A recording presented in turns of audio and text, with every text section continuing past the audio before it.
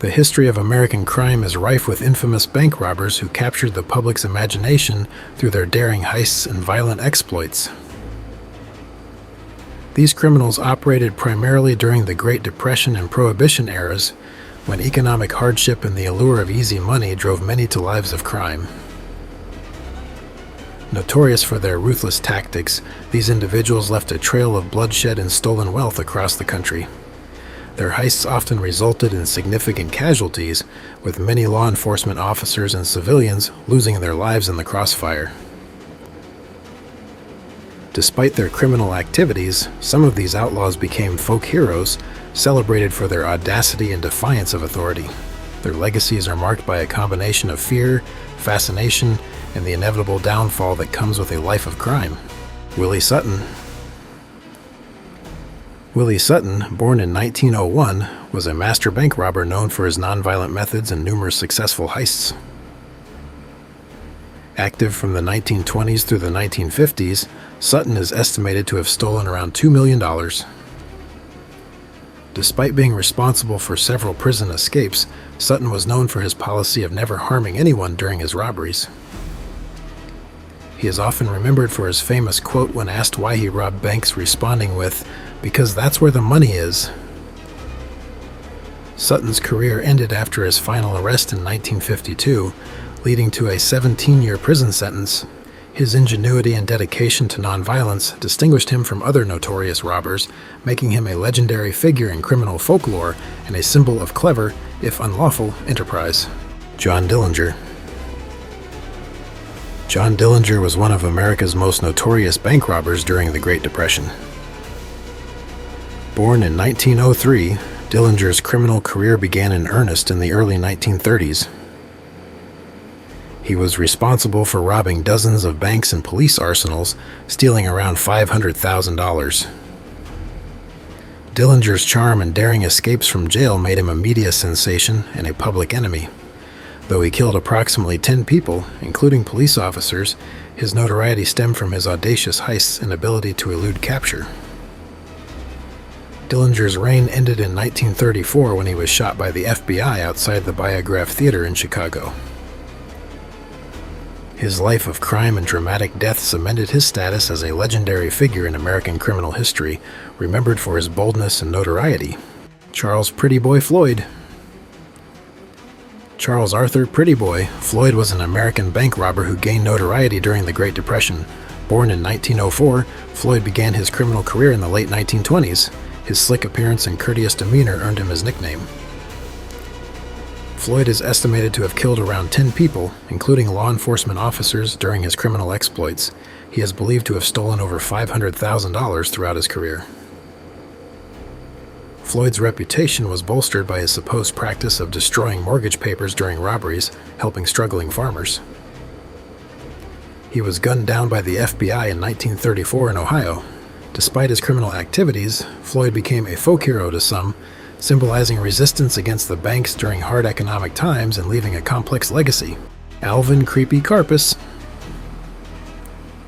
Alvin Karpis, born in 1907, was a prominent member of the Barker Karpis gang during the 1930s.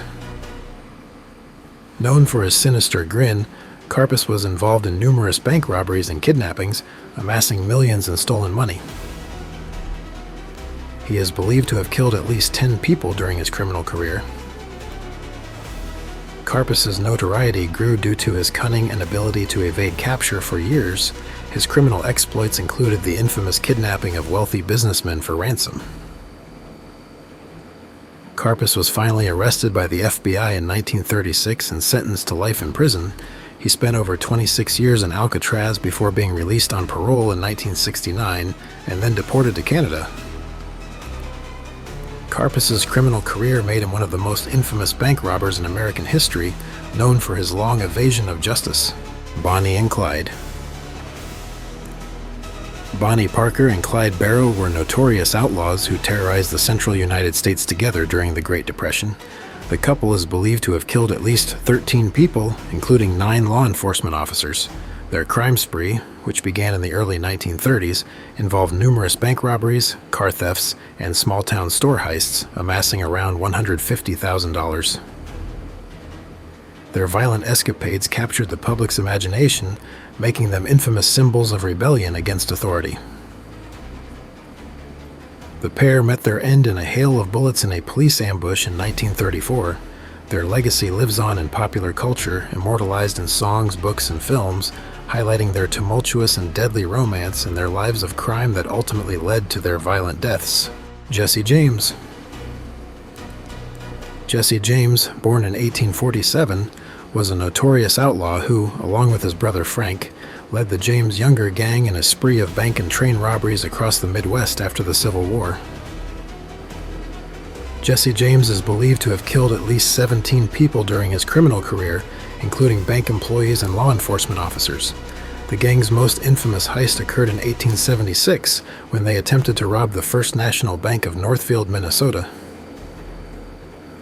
The botched robbery led to the deaths of several gang members and civilians. James continued his life of crime until he was shot and killed by Robert Ford, a member of his own gang, in 1882. His legend lives on as a symbol of the Wild West, a figure of both romance and violence. Lester Babyface Nelson. Lester Joseph Gillis, better known as Babyface Nelson, was a notorious bank robber and criminal during the 1930s. Born in 1908, Nelson was known for his youthful appearance and violent nature. He participated in numerous bank robberies with John Dillinger's gang, amassing over $200,000. Nelson is believed to have killed at least 17 people, including law enforcement officers. His violent streak and reckless behavior made him one of the most feared criminals of his time. Nelson met his end in a violent shootout with the FBI in 1934, known as the Battle of Barrington. His brutal methods and high body count solidified his place among America's most infamous bank robbers, remembered for his dangerous and unpredictable nature.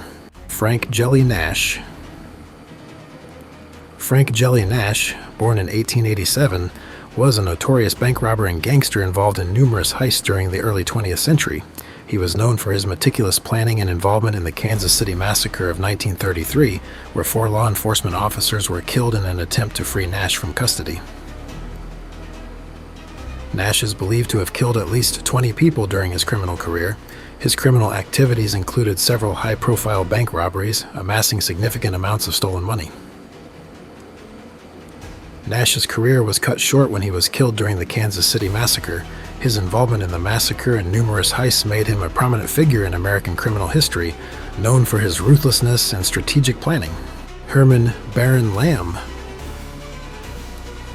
Herman Baron Lamb was a former Prussian military officer turned American bank robber who revolutionized the art of bank robbery in the early 20th century. Known for his meticulous planning, Lamb is credited with introducing the Lamb technique, which involved detailed reconnaissance and blueprints of the banks to be robbed. Born in 1890, Lamb's criminal career in the U.S. began in the 1920s. He is estimated to have killed at least 20 people during his heists. Lamb's innovative methods influenced many future bank robbers. His reign ended in 1930 when he was cornered by law enforcement and chose to commit suicide rather than be captured. Lamb's legacy endures as a pioneer of organized bank robbery tactics and a figure of criminal ingenuity. George Machine Gun Kelly. George Kelly, born in 1895, was a notorious gangster and bank robber during the Prohibition era.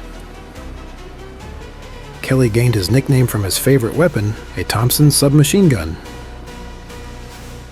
He is believed to have killed at least 20 people during his criminal career.